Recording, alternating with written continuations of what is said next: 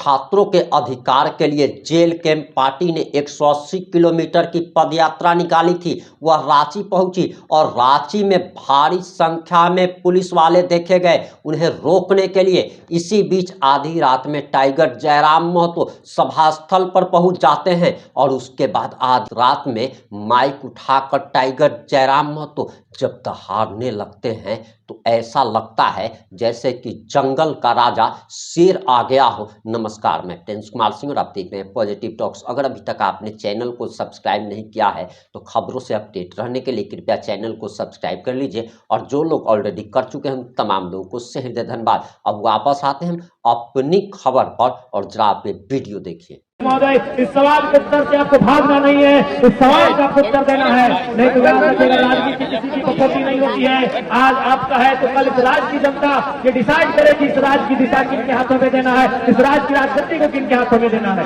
आज 6 करोड़ का आवास, 6 करोड़ का महल दिया गया है रहने के लिए और उसी राज्य में जो अपंग है, जो अपाहिज है, जिन्हें हम दिव्यांग नाम दिया गया है, जिन्हें दिव्यांग कहा जाता है, जिनका हाथ नहीं है, जिनके पांव नहीं है, जिनकी आंख सलामत नहीं है, जिनके शरीर का कोई ना कोई अंग सलामत नहीं है, आज वे लोग पेंशन पाने के लिए आंदोलन कर रहे हैं। आज कई महीनों 80 किलोमीटर इस पद यात्रा के छठे दिन विधानसभा के ठीक सामने झंडा के रूप में इस कार्यक्रम में उपस्थित सबसे पहले उन तमाम साथियों का जिन्होंने डुमरी अनुमंडल डुमरी प्रखंड के विनोद बिहारी महतो चौक से लेकर रांची राजधानी विधानसभा के ठीक सामने इस प्रांगण में 180 से लगभग 200 किलोमीटर की यात्रा तय करके आए, जिनके पांवों में छाले पड़े, जिनके नाखून, जिनके पांवों से खून की धाराएं बहे, जिन्होंने अपने ठंड के महीने में आज इस करकाती ठंड में जिनके माथे से बदन से पसीना बहा, उन तमाम साथियों को, उन तमाम भाइयों को, उन तमाम बहनों को जो पदयात्रा के माध्यम से इस राजधानी तक पहुंचे हैं, उनको हृदय दिल से आभार, अभिनंदन।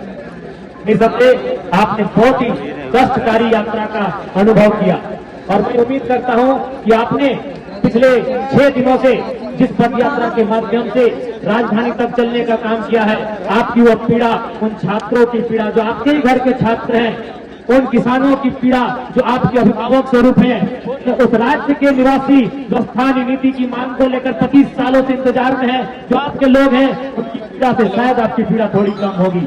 मैं उम्मीद करता हूं 6 दिनों की पीड़ा आपकी शायद आने वाले 6 दिनों में आप विश्राम के माध्यम से शायद आपको वो पीड़ा में राहत मिल जाएगी। लेकिन फिलहाल जो छात्रवृत्ति नहीं मिली है, फिलहाल जिस राज्य को स्थानीय नीति नहीं मिली है, फिलहाल जिस राज्य के युवाओं को नियोजन नीति नहीं मिली है, उस पीड़ा का अनुभव हमें करना है, उस पीड़ा को भी हमें अनुभव करना है। तो आप सभी साथियों का अभिनंदन जोहार, साथ ही साथ मीडिया के बंधुओं आपका अभिनंदन जोहार, जेल कैंप परिवार के सभी पदाधिकारी, तमाम सभी विंगों के पदाधिकारी, केंद्रीय, प्रखंड, जिला स्तरीय पदाधिकारी सभी का अभिनंदन जोहार, महिला विंग की तमाम महिला नेत्रियों का धन्यवाद, आभार, जोहार, अभिनंदन।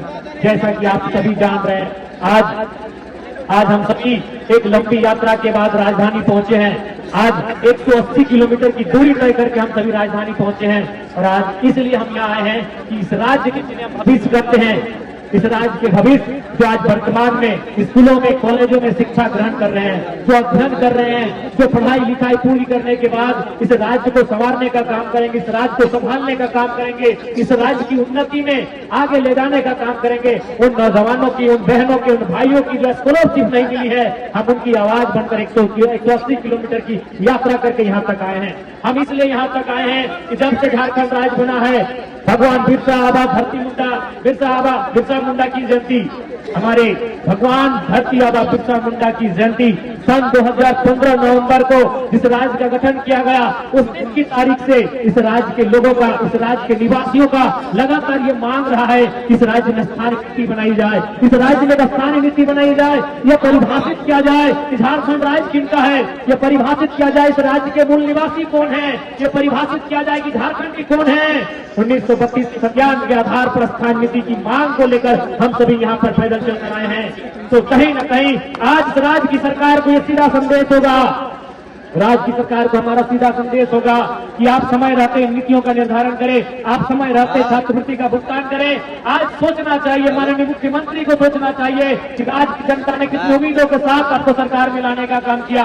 राज्य की जनता ने आपको 2 बार पूर्ण बहुमत से सरकार में लाने का काम किया, लेकिन आप भूल गए अपना वो वादा जो आपने चुनाव से पहले कहा था कि हमारी सरकार बनते ही हम 1932 के खतियान के आधार पर स्थान नीति लागू करेंगे। तो आज झारखंड का हर एक आवाम, झारखंड का गांव, झारखंड का किसान, झारखंड का नौजवान, झारखंड की माएं, झारखंड की बहनें, झारखंड का छात्र, हर एक व्यक्ति यही पूछ रहा है कि 1932 के आधार पर स्थानीय नीति कहाँ है, खतियान के आधार पर स्थानीय नीति कहाँ है, झारखंडियों की स्थानीय नीति कहाँ है। और वही सवाल आज झारखंड लोकतांत्रिक क्रांतिकारी मोर्चा भी आपसे पूछ रहा है। इस सवाल का उत्तर आपको देना होगा माननीय मुख्यमंत्री महोदय। इस सवाल के उत्तर से आपको भागना नहीं है, इस सवाल का आपको उत्तर देना है। नहीं तो याद रखिएगा, राजनीति किसी की कटौती नहीं होती है। आज आपका है तो कल इस राज्य की जनता ये डिसाइड करेगी इस राज्य की दिशा किनके हाथों में देना है, इस राज्य की राजनीति को किनके हाथों में देना है। आज बड़ी दुर्भाग्य की बात है, आज जहां हम लोग धरना दिए हैं ठीक इसके बगल में हमारे दिव्यांग भाई बहन लोग धरना दिए हैं। ये कितना चिंता का बात है। आज यहीं से हम देख रहे हैं, आज भले उस विधानसभा के सदस्य हम हैं, भले विधानसभा के बाहर आप देख सकते हैं यहीं से जगमग विधायकों का आवाज दिख रहा है।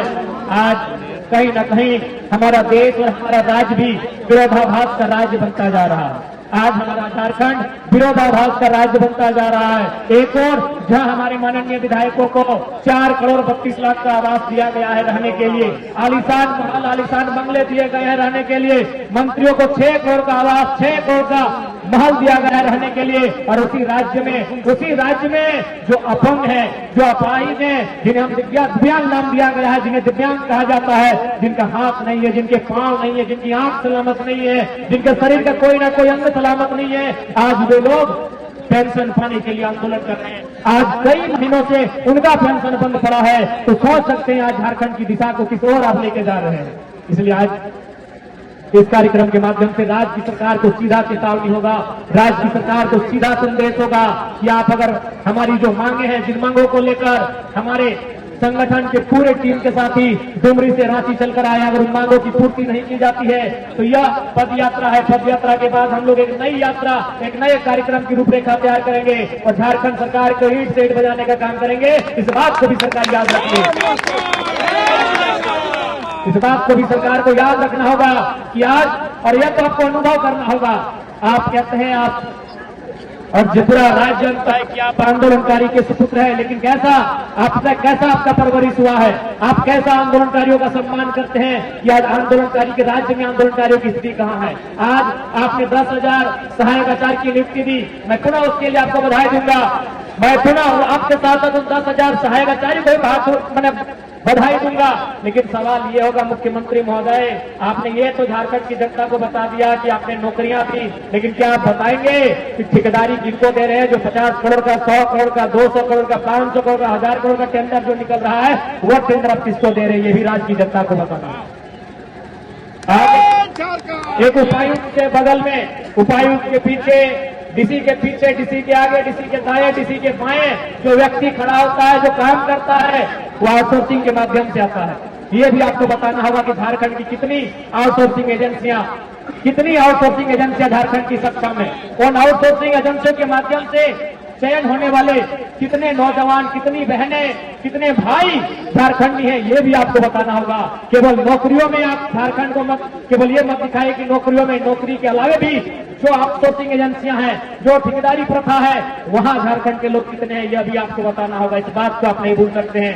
आज बिल्कुल ये दुर्भाग्य की बात है, 25 सालों के झारखंड में अगर कुछ बदला है, इन 25 सालों के झारखंड में अगर कुछ बदला है तो केवल नेताओं का जीवन बदला है। इन 25 सालों के झारखंड में कुछ बदला है तो विधायकों का जीवन बदला है, सांसदों का जीवन बदला है। वो चुनाव जीतने के बाद हार भी जाते हैं, उनको आजीवन लाखों रुपए सैलरी दिया जाता है, उनको आजीवन लाखों रुपए की सैलरी का भुगतान किया जाता है, लेकिन आम जनता का जीवन कितना बदला है। अब आपकी जो भी प्रतिक्रिया है कमेंट बॉक्स में लिखना ना भूले। जुड़े रहे हमारे साथ। जय हिंद, जय भारत।